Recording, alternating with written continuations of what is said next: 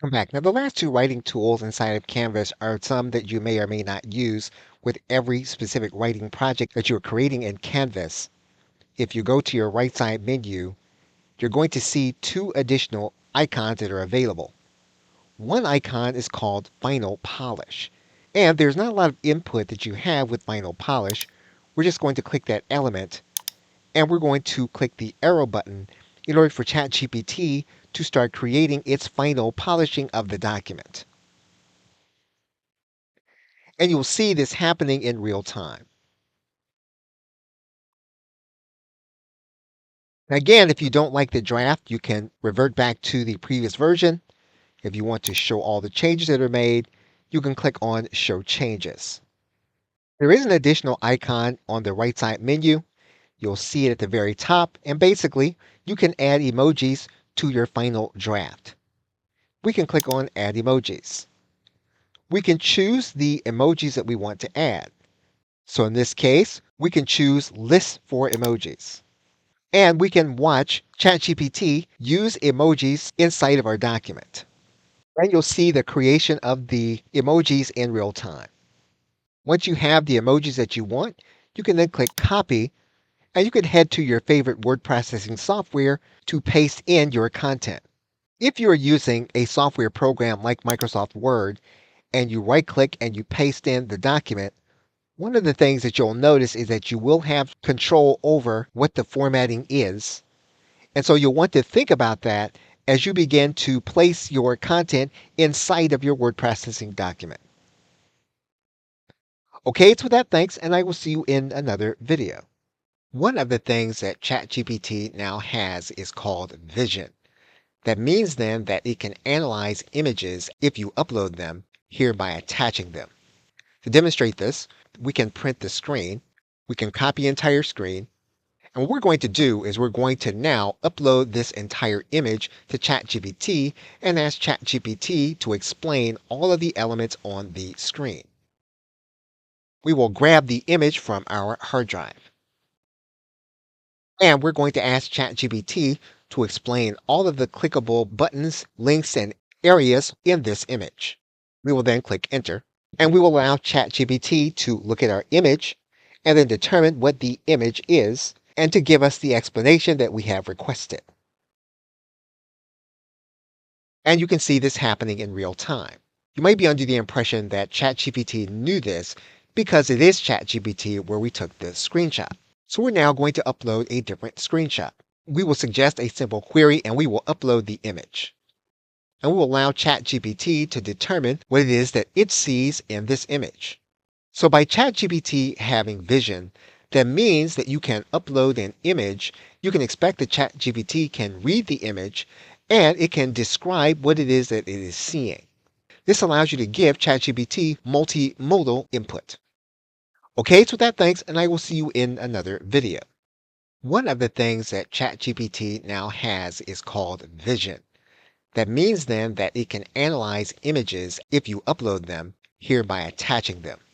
To demonstrate this, we can print the screen, we can copy entire screen, and what we're going to do is we're going to now upload this entire image to ChatGPT and ask ChatGPT to explain all of the elements on the screen. We will grab the image from our hard drive. And we're going to ask ChatGPT to explain all of the clickable buttons, links, and areas in this image. We will then click Enter, and we will allow ChatGPT to look at our image and then determine what the image is and to give us the explanation that we have requested. And you can see this happening in real time. You might be under the impression that ChatGPT knew this because it is ChatGPT where we took the screenshot. So we're now going to upload a different screenshot. We will suggest a simple query and we will upload the image. And we will allow ChatGPT to determine what it is that it sees in this image. So by ChatGPT having vision, that means that you can upload an image. You can expect that ChatGPT can read the image and it can describe what it is that it is seeing. This allows you to give ChatGPT multimodal input. Okay, so with that, thanks, and I will see you in another video. Welcome back. Now, ChatGPT can be used as a search engine. You will obviously want to turn on search for the web. You can click it on here. You can also go to your tools area and you can click on the search. Either way, search will then be enabled. And what you will then do is you will then look for your specific search. And once you have in your query, you can then click enter. And ChatGPT will then search for the web. Now, the results are going to look different than those you might see in a specific search engine. And so it may be a good idea to test these results versus any search results that you get if you're using a search engine like Microsoft Bing or the Google search engine. The resources are clickable from a specific link. The links are also available on the right side panel by clicking on sources. You will then have access to the specific links as well as the citations. In some cases, you will actually have a date when those sources were created and when they were published so you can determine which one will be the most up to date. The benefit of using search in this way is that you can follow up in a plain language query just as you would any other chatbot query. So for example, we can look within our results and we can type back to ChatGPT and we can query these results. And once you type in your query, you can search through the results and you can break down the results with plain language query as you would any other chatbot search. So again, one of the benefits of searching with ChatGPT is that you will get the benefits of using a chatbot while at the same time you will also get the benefits of using a search engine. Okay, so with that, thanks, and I will see you in another video. ChatGPT does have a browser extension, and you can use that browser extension if you are a PC user and you use it on Microsoft Edge or Microsoft Chrome as your browser. You want to go to your store and you'll want to look for the specific ChatGPT extension, and you want to make sure that the one that you see is going to be created by OpenAI. In order to find the actual extension, we queried ChatGPT for the official extension from OpenAI, went to the Help Center. If you scroll all the way to the bottom, you're going to see that there is a browser extension. You can click on that browser extension, and then you will see the extension by OpenAI. Now, there are a number of extensions available from other companies. If you want to use the one by OpenAI, you will need to find that specific element, and you'll want to make sure that, again, you see that the developer is OpenAI. Okay, so that thanks, and I will see you in another video. Welcome back. Now, the previous step of installing the browser extension, as well as this step that we're explaining in this video, both together are optional steps. Because every query is different, every account is different, and really every time is different, you may or may not want to have ChatGPT Search as your default search engine.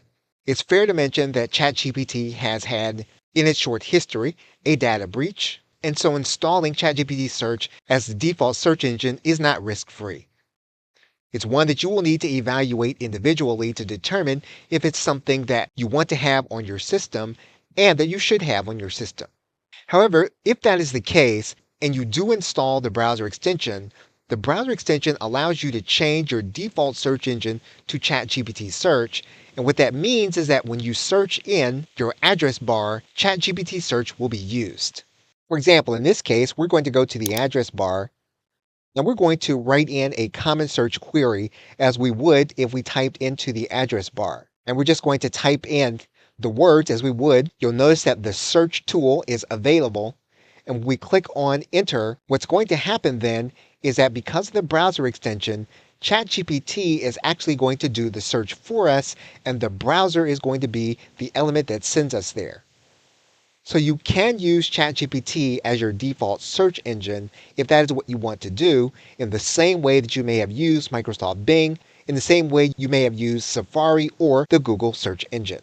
Now, every browser will be different in terms of making ChatGPT your default search engine. If you use Chrome for Windows, if you use Edge for Windows, the process may be slightly different, but the point remains that you can make ChatGPT your default search engine so that all of your queries go to ChatGPT.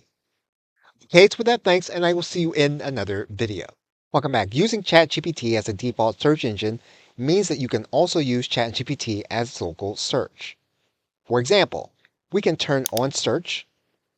What we can then do is we can then write in our search query. Now, for the sake of this search, we're going to assume a United States zip code. You would use the territory code where you are in the world in order to test this process. We are now going to click enter. And what you'll notice is that ChatGPT can do some semblance of a local search, just as you would find in a more traditional search engine. That means you can also use driving directions. So if you have search enabled, you can type in your query and you can request driving directions as you would any other search engine. You can also integrate voice search into this specific query. ChatGPT, we are approaching the Holland Tunnel and it appears to be crowded. Is there a workaround for this specific way of getting to the Statue of Liberty? If the Holland Tunnel is congested, consider using the George Washington Bridge. From Philadelphia, take I-95 north to the George Washington Bridge, then follow signs to Liberty State Park in New Jersey.